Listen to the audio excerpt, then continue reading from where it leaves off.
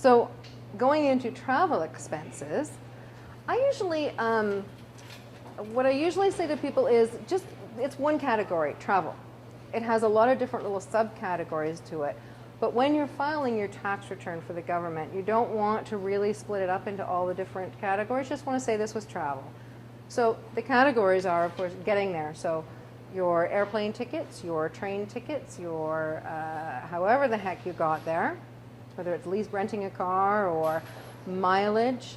If you're driving someplace and you're driving like way out there to the Kootenays or something to do some work, I would track that mileage separately and claim all of it, and not keep it with just in your general business use of your vehicle, because it's a special thing and you're using 100%. Once you're off out of Vancouver, you're using 100% of your car at that point for your travel. You've got your travel expense however you got there. You have your traveling while you're there.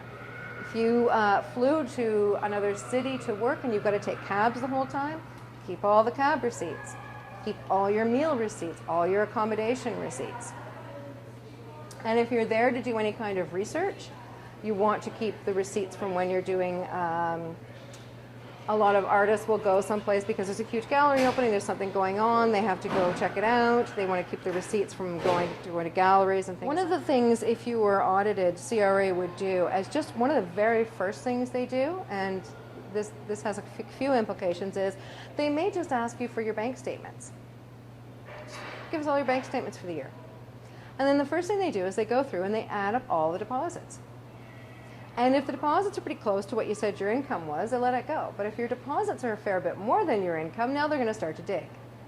So if you're saying that you made $5,000 for this one gig and they're seeing $5,473 coming in, now they're questioning. Now they're just going to annoy you. So you're better off claiming the whole amount, the income, the contract fee, and the reimbursement as income, and then claim the full amount of the expense as a travel expense. It's a wash for you, but it looks better. And that's another thing, sorry, while I'm thinking about your bank statements, if your parents loan you $10,000 to get started on your business, or if, God forbid, somebody passes away and you get a little inheritance or something like that and it goes into the bank, make a note on your bank statement when you get that, why something big like that came into your bank that isn't income. Anything that's not income that comes into your bank, note it. Because audits can be up to 7 years away. And if 7 years later they go in and they're looking at your bank statement and they say to you, what was this $10,000? And you don't remember from 7 years ago, they'll just call it income. If you're self-employed, you actually need to print your bank statements. And that's true of all those little e-receipts you now get, right? Because now you're buying everything online and they're sending you an email with the receipt. And you can keep that, but you know what, print the receipt as well. It'll be so much easier to find that if it's in a file together with everything else, rather than trying to search through old emails from 3 years ago to find that receipt somewhere. So I thought that one thing that I would do quickly is actually go through the form that you fill out for your tax return. Because I don't know have any of you used these before, the T2125s? Yeah? 1, that's it. 2, 3, oh, there they go. Okay, 3, 4, 5. Okay, so some of you do know what this is about, and some of you probably may not have ever seen this before. Once you are self-employed, once you are running your own little business, there is an extra little bit of information that you have to give CRA on your tax return, and that's your statement of business or professional activities. That's page 1. I don't know if you guys have everything sort of half backwards and stuff, but the first page has the one with your identification on it. And I just want to go through a few things that can be confusing for people if they've never done one of these before. Much of it is straightforward, but there's kind of a couple of little wonky things on here. So obviously things like your name, your business name. If you do have a separate name for your business and it's not just you can put that in there. Fiscal period, you'll all be working on a calendar year. You can choose not to, but that can get quite complicated, and I suggest to most people work from a calendar year. It makes the most sense. Was this year the last year of your business? If you get yourself into a situation where you know for sure that, say you got a full-time job and you've decided to stop running this business. It's really important to check that box off and say, yes, this is my last year, because they're going to keep looking for that if you don't, and wondering why you're hiding your income all of a sudden. So make sure you put that in if it is. Main product or service. There's a lot of people who do a number of different things. Unless they are really different, there's no need to fill out a whole bunch of these. I give the example that if you are, give an example from a client. I have a client who's a singer who also has a clothing design company. She has to do two separate ones. Those businesses are way too far apart. If you are, a freelance journalist who also does a little bit of photography, or who also perhaps writes a novel, is writing a novel at the same time, yeah, that's the same thing. You're a writer, right? Industry code. This one is really important because it's telling CRA what to start to expect to see on your revenue and expenses.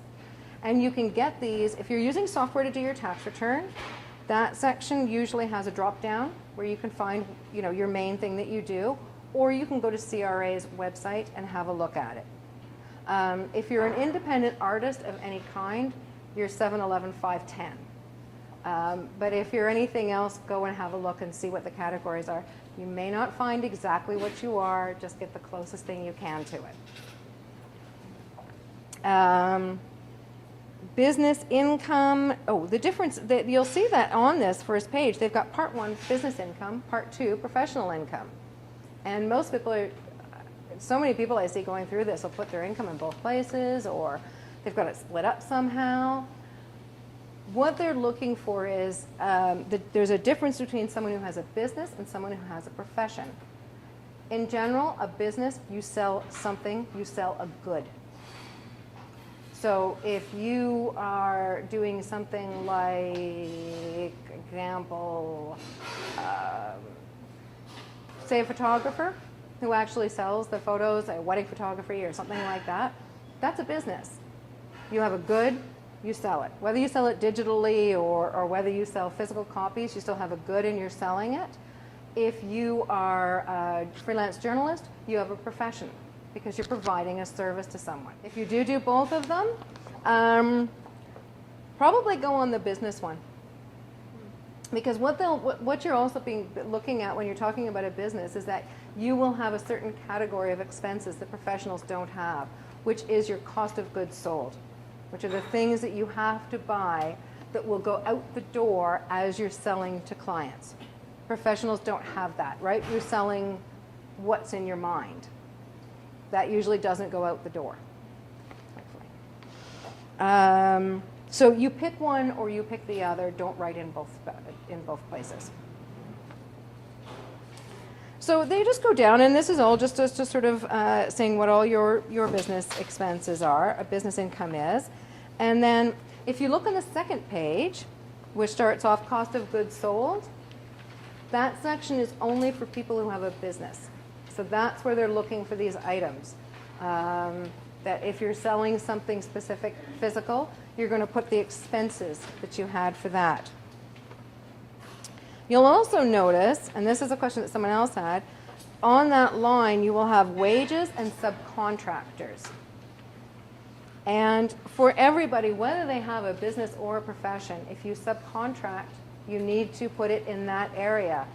Wages are when you actually have employees who you pay a regular salary to and for whom you take off deductions like EI and CPP and tax.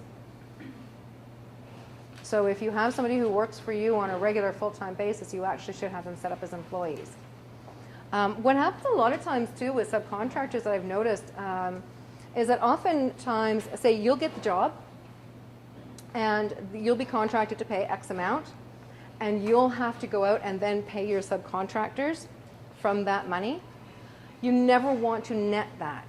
In other words, you don't want to say, okay, well, I know they gave me 10,000, but 5,000 of it was for this other person, so I'm just going to put 5,000 in. This comes back, it's the same thing as the expenses, about the reimbursable expenses. put the whole amount in, you receive 10,000, and then you want to write checks to, or however you're going to pay your subcontractors, and get a receipt from them, get an invoice from them, because they should be claiming their portion on their taxes. So if you have a business, you fill out Part 4. If you have a profession, you only fill out Part 5. We've gone through most of it. There's a lot of things that, sorry, yeah. Mm-hmm.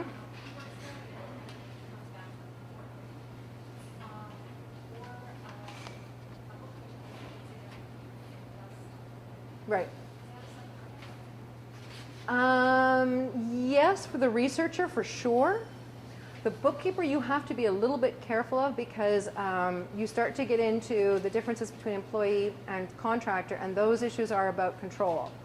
So if you're giving your books to your bookkeeper on a weekly basis, and they go away, do your books for you, and bring you back whatever you need, they're a contractor.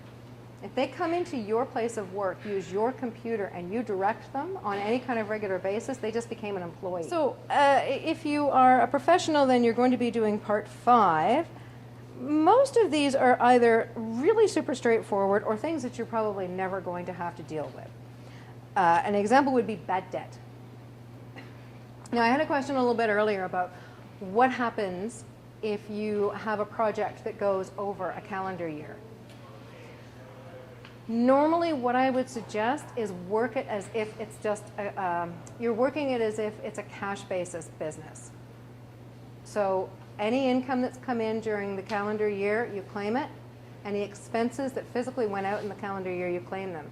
If you have accounts payable, so things that you know you really do owe for that, but you haven't paid yet, or you have accounts receivable, which is people who have not paid you yet, you are better off leaving them till next year, just for organizational purposes alone. You don't want to forget when it comes to next year. Does anybody get Canada Council grants? Anybody got a Canada Council? Tried for one. They are notorious for giving you the money in November or December. Everybody seems to get their Canada Council grants, $10,000 in December. There's no way you can spend it in that year. But unfortunately, Canada Council also gives out T4As.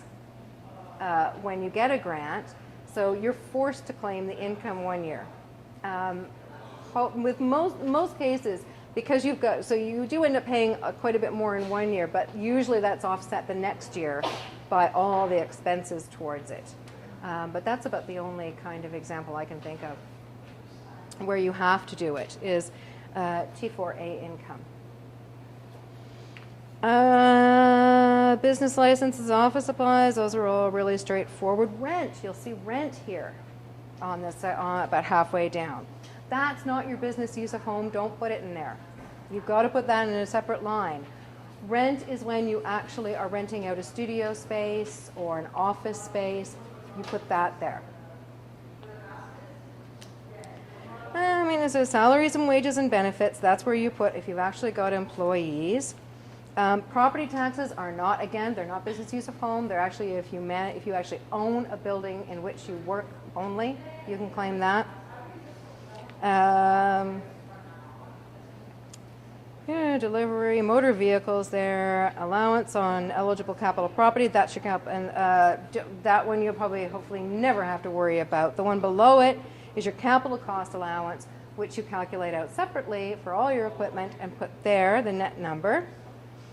Now, if you're using the paper copy, you will see a lovely little line there that says other expenses. This is where using a program, a computer program to do your taxes is really helpful, because that line can expand as long as you want it to. So once you've exhausted all the tiny little bit of expenses that CRA has said most people have, and you've got all your other stuff, your professional development and your research and your subcontractors and all those different things, film stock, whatever, you can just list those there.